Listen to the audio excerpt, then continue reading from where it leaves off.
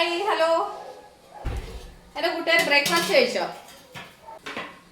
ഞാൻ ബ്രേക്ക്ഫാസ്റ്റ് കഴിക്കാൻ പോവാണ്. അപ്പം നമുക്ക് കുറച്ചൊന്ന് തള്ളി മറിച്ചാലോ എന്ന് വിചാരിച്ച്. വേറൊന്നും കൊണ്ടല്ല പുട്ട ഉണ്ടാക്കുന്നത്, അതുകൊണ്ട് കുറച്ച് തള്ളി മറിക്കാമെന്ന് വിചാരിച്ച്. പക്ഷേ തള്ളി മറിക്കാൻ കുറ്റിക്കകത്തല്ല ഉണ്ടാക്കുന്നത് കേട്ടോ, ചിരട്ടപ്പുട്ടാണ് ഉണ്ടാക്കുന്നത്.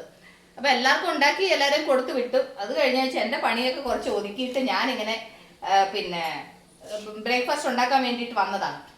അപ്പം ശരി എന്നാൽ എൻ്റെ കൂട്ടുകാരോടും കുറച്ച് വിശേഷങ്ങളൊക്കെ പറഞ്ഞുകൊണ്ട് രാവിലെ പുട്ടുണ്ടാക്കാമെന്ന് വിചാരിച്ചു. എൻ്റെ കൂട്ടുകാർ രാവിലെ എന്താ ഉണ്ടാക്കിയത്?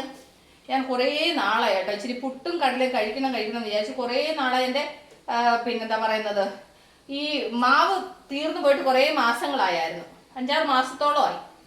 അപ്പം എനിക്ക് സമയമേ കിട്ടുന്നില്ലായിരുന്നു. ഇച്ചിരി ഒന്ന് പിന്നെ അരി കഴുകി ഉണക്കാനും പൊടിക്കാനും ഒന്നും നേരെ കിട്ടിയില്ല. ഇന്നലെ എന്തായാലും പിന്നെ വേറെ ഒരു പണി ചെയ്തില്ലെങ്കിലും വേണ്ടൂല, പുട്ടുണ്ടാക്കിയിട്ട് തന്നെ ബാക്കി കാര്യം എന്ന് പറഞ്ഞ് ഞാൻ വൈകുന്നേരം അരി കൊണ്ടുപോയി പൊടിച്ച് എല്ലാം റെഡിയാക്കി വെച്ചു. ആക്ച്വലി അത് കഴുകി ഉണക്കി വെച്ചിട്ട് 2-3 ദിവസമായി. പിന്നെ ഒന്ന് ക്ലീൻ ചെയ്യാനും പെറുക്കി എടുക്കാനും സമയം കിട്ടിയില്ല, അതുകൊണ്ടാണ്.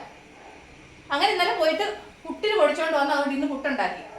ഞാൻ ചിരട്ടപ്പുട്ട് ഉണ്ടാക്കുന്നത് ഇങ്ങനെ കുക്കറിനകത്ത് വെള്ളം വെച്ചിട്ട് പിന്നെ വാഷിംഗ് വെച്ച് അടയ്ക്കും, അത്ര തന്നെ. പിന്നെ നമ്മൾ ആ വിസിൽ വെക്കുന്നതിന് പകരം ഇത് വെക്കുക, അതിനകത്ത് ആവിയിൽ വേവിക്കുക. എൻ്റെ കൂട്ടുകാർ ഇങ്ങനെ ഉണ്ടാക്കാറുണ്ടോ?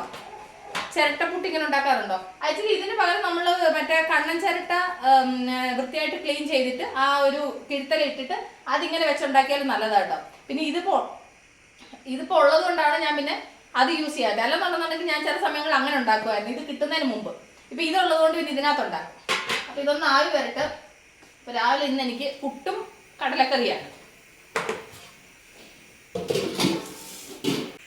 അപ്പം എൻ്റെ കൂട്ടുകാരുടെ വർത്താനം പറഞ്ഞ നേരത്തിന് എനിക്ക് പുട്ടിന് ആവി വന്നു കേട്ടോ, കണ്ടില്ലേ? അപ്പം നമ്മളുടെ ചിരട്ടപ്പുട്ട് റെഡി ആയിട്ടുണ്ട്. ചൂടാണ് മക്കളെ, ചൂടാണ്. ഓക്കെ, നല്ല പൂ പോലുള്ള പുട്ട്. ഓക്കെ, അപ്പം ഇനി ഇച്ചിരി മാവൂടുണ്ട്, അതിനിവിടെ വെച്ചേക്കുന്നില്ല. അതിനെയും കൂടെ ഞാൻ ഇതിനകത്തോട്ടങ്ങ് വാരി വെച്ചിട്ട്, തേങ്ങ തിരുമ്മി ഫ്രിഡ്ജിനകത്ത് വെച്ച് ഇരിപ്പുണ്ടായിരുന്നു, ഇതുകൂടെ അങ്ങ് വെച്ച് കഴിഞ്ഞാൽ അത് അവിടെ ഇരുന്നോളും. ഒരു 3/4 കുറ്റിക്കുണ്ട്, 3/4 കുറ്റിയല്ല 3/4 ചിരട്ടയ്ക്കുണ്ട്. അപ്പം അതുകൂടെ അങ്ങ് ആവി കയറിയിട്ട് വേവട്ടെ. ഇപ്പോൾ നമ്മളുടെ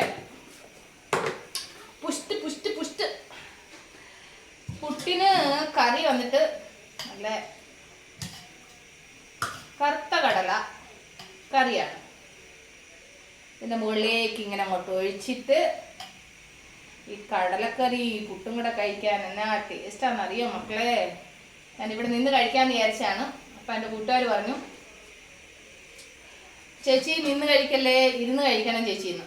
അപ്പം ഞാൻ വിചാരിച്ചെന്നാൽ ശരി ഇരുന്ന് കഴിക്കാൻ കണ്ടോ. അതും ആവി വന്നു. അപ്പം അങ്ങ് സ്റ്റൗ ഓഫ് ചെയ്യാം. അപ്പം നമുക്ക് അപ്പുറത്തോട്ട് പോയി ഇരുന്ന് കഴിക്കാം.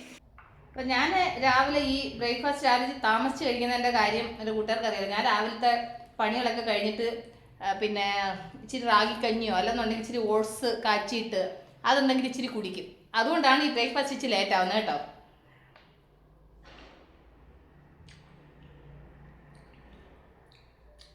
സൂപ്പറായിട്ടുണ്ട്.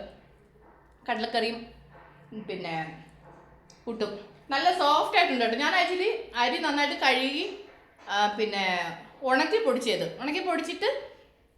പിന്നെ എടുക്കുമ്പോൾ ഞാൻ ഒന്ന് വറക്കും, അതുകൊണ്ട് നല്ല ടേസ്റ്റാണ്. അപ്പോൾ എൻ്റെ രാവിലത്തെ ബ്രേക്ക്ഫാസ്റ്റ് ഇതാണ്. അപ്പോൾ എൻ്റെ കൂട്ടുകാർക്ക് എന്താ ബ്രേക്ക്ഫാസ്റ്റ് എന്നുള്ള കമൻറ്റ് ചെയ്യുക. അപ്പം ഞാൻ ഈ പുട്ടും കടലക്കറിയും ഒന്ന് കഴിക്കട്ടെ, കാരണം കുറേ നാളുകൾക്ക് ശേഷമാണ് കഴിക്കുന്നത്. ഇവിടെ പിന്നെ മക്കൾക്ക് വലിയ പിടുത്തമല്ല കേട്ടോ, എനിക്കും എൻ്റെ കെട്ടിയവന് മാത്രമാണ് ഇതിനോട് താല്പര്യം കൂടുതൽ. അപ്പോൾ ഇതാണ് രാവിലത്തെ വിശേഷം. അപ്പോൾ ഞാൻ ഈ പുട്ടും കടലക്കറിയും കഴിക്കട്ടെ. അപ്പോൾ നമ്മൾ ഉടനെ തന്നെ അടുത്ത വീഡിയോ വീണ്ടും കാണാൻ വരട്ടെ. ബൈ.